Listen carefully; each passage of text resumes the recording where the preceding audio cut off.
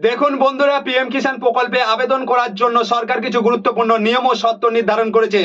অনেকেই না জেনে আবেদন করে দেন, কিন্তু পরে দেখা যায় আবেদন বাতিল হয়ে গেছে অথবা কয়েক কিস্তি টাকা পাওয়ার পর হঠাৎ করে টাকা বন্ধ হয়ে গেছে।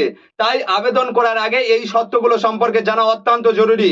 আজকের ভিডিওতে আমরা একে একে সমস্ত গুরুত্বপূর্ণ নিয়ম নিয়ে আলোচনা করব, যাতে আপনার আবেদন করতে বা ভবিষ্যতে টাকা পেতে কোনো সমস্যা না হয়। চলুন তাহলে একে একে সমস্ত শর্ত দেখে নেওয়া যাক। প্রথম শর্তে বলা হচ্ছে আবেদনকারী বা তার পরিবারের কোনো সদস্যের নামে কৃষি জমি থাকতে হবে। দেখুন বন্ধুরা, এখানে একটা বিষয় পরিষ্কার করে দিই। অনেকেই ভাবেন জমি থাকলে পিএম কিষাণের টাকা পাওয়া যাবে, কিন্তু বিষয়টা তেমন নয়। আপনার জমি কৃষি জমি হতে হবে, অর্থাৎ সেই জমি চাষের জন্য ব্যবহৃত হতে হবে। যদি কোনো বাণিজ্যিক জমি থাকে বা অন্য কোনো কাজে ব্যবহৃত জমি থাকে, তাহলে সেই জমি ভিত্তিতে পিএম কিষাণের সুবিধা পাওয়া যাবে না। এবারে আসি দ্বিতীয় শর্তে। দ্বিতীয় শর্তে বলা হয়েছে আবেদনকারী বা তার পরিবারের কোনো সদস্য বর্তমানে বা অতীতে কোনো সাংবিধানিক পদে অধিকারী হতে পারবেন না। অর্থাৎ বড় সরকারি সাংবিধানিক পদে যদি কেউ থাকেন বা আগে থেকে থাকেন, তাহলে তিনি পিএম কিষাণের সুবিধা পাবেন না। এবার তৃতীয় শর্ত, সরকার বলছে প্রাক্তন বা বর্তমান মন্ত্রী, প্রতিমন্ত্রী, সাংসদ, বিধায়ক, বিধান পরিষদের সদস্য, পৌরসভার মেয়র অথবা জেলা পরিষদের সভাপতি হলে পিএম কিষাণের সুবিধা পাওয়া যাবে না। অর্থাৎ এই প্রকল্পটি মূলত সাধারণ কৃষকদের জন্য, জনপ্রতিনিধিদের জন্য নয়। চতুর্থ শর্তে বলা হচ্ছে কেন্দ্র বা রাজ্য সরকারের মন্ত্রক, বিভাগ, দপ্তর বা সরকারি প্রতিষ্ঠানে নিয়মিত কর্মচারী পিএম কিষাণের সুবিধা পাবেন না। অনেকেই এই জায়গায় ভুল করেন, ভাবেন জমি আছে তাই আবেদন করলেই টাকা পাওয়া যাবে। কিন্তু আপনি যদি সরকারি চাকরি করেন তাহলে সাধারণত এই প্রকল্পের জন্য যোগ্য নন। তবে সরকারি নথিতে চতুর্থ শ্রেণীর কিছু কর্মচারীর জন্য ব্যতিক্রম রাখা হয়েছে। এবার পঞ্চম শর্ত, যদি কোনো ব্যক্তি মাসে 10,000 টাকার বেশি পেনশন পান, তাহলে তিনি পিএম কিষাণের সুবিধা পাবেন না। এখানে অনেক অবসরপ্রাপ্ত সরকারি কর্মচারী রয়েছেন, তাদের জন্য এই নিয়মটি গুরুত্বপূর্ণ।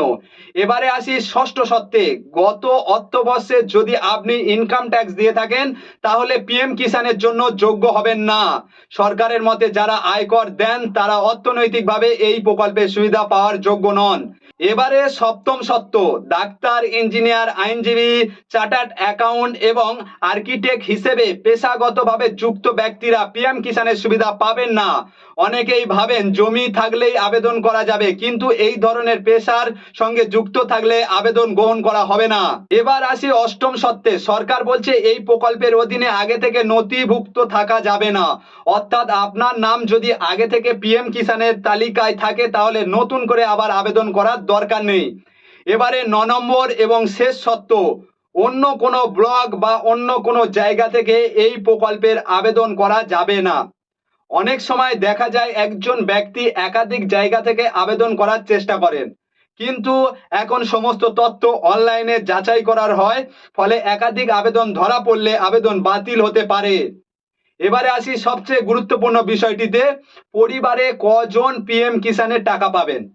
এই বিষয়টি নিয়ে সবচেয়ে বেশি বিভ্রান্তি রয়েছে। অনেকেই ভাবেন বাবা, মা, ছেলে সবার নামে জমি থাকলে সবাই টাকা পাবেন, কিন্তু বাস্তবে বিষয়টা তা নয়। পিএম কিষাণের নিয়ম অনুযায়ী একটি পরিবারে মাত্র একজন সদস্য এই প্রকল্পের সুবিধা পাবেন। এখানে অনেকেই বলবেন আমাদের এলাকায় তো একই পরিবারে 2জন বা 3জন টাকা পেয়েছেন।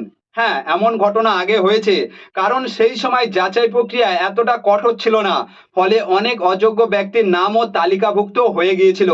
কিন্তু এখন ধাপে ধাপে সমস্ত তথ্য যাচাই করা হচ্ছে, অনেকের টাকা বন্ধ হয়ে যাচ্ছে, অনেকের ক্ষেত্রে টাকা ফেরতের নোটিশ পাঠানো হচ্ছে। তাই কেউ পাচ্ছে বলে আপনিও যোগ্য হয়ে যাবেন এমনটা ভাববেন না। এবারে আসি জমির রেকর্ড নিয়ে সবচেয়ে গুরুত্বপূর্ণ বিষয়ে। অনেকেই জানতে চান জমির রেকর্ড কত সালের হতে হবে। যদি আপনি জমি কিনে থাকেন, দানপত্রে পেয়ে থাকেন বা উইলের মাধ্যমে পেয়ে থাকেন, তাহলে সাধারণভাবে জমির রেকর্ড 1 ফেব্রুয়ারি 2019-এর আগে হতে হবে। এই নিয়মের কারণে অনেক আবেদন বাতিল হয়ে যাচ্ছে। তবে এখানে একটি বড় ছাড় রয়েছে। ধরুন আপনার বাবার নামে 2019 সালের আগে জমির রেকর্ড ছিল, পরে বাবার মৃত্যুর পরে সেই জমির উত্তরাধিকার সূত্রে আপনার নামে এসেছে, সেক্ষেত্রে আপনি পিএম কিষাণের জন্য আবেদন করতে পারবেন। তবে আপনাকে ওয়ারিশ সার্টিফিকেট, ডেথ সার্টিফিকেট এবং হালনাগাদ জমির রেকর্ড জমা দিতে হতে পারে। আরেকটি বিষয় খুব ভালোভাবে মনে রাখবেন, শুধুমাত্র জমির দলিল থাকলে পিএম কিষানের জন্য আবেদন করা যাবে না, আপনার নামে জমির রেকর্ড থাকতে হবে। অনেকের কাছে দলিল আছে কিন্তু এখনো রেকর্ড সংশোধন করা হয়নি, সেক্ষেত্রে প্রথমে রেকর্ড করতে হবে, তারপরে আবেদন করতে হবে। তো বন্ধুরা, পিএম কিষাণ প্রকল্পে আবেদন করার আগে এই 9টি শর্ত এবং গুরুত্বপূর্ণ নিয়মগুলো অবশ্যই ভালোভাবে জেনে নিন। ভিডিওটি যদি উপকারী মনে হয় তাহলে বেশি বেশি করে শেয়ার করুন, যাতে অন্যান্য কৃষকরাও সঠিক তথ্য জানতে পারে। আর এই ধরনের সরকারি প্রকল্পের আপডেট সবার আগে পেতে চ্যানেলটি সাবস্ক্রাইব করে রাখুন। আর যারা ফেসবুক থেকে দেখছেন তারা পেজটিকে ফলো করে রাখুন। ধন্যবাদ।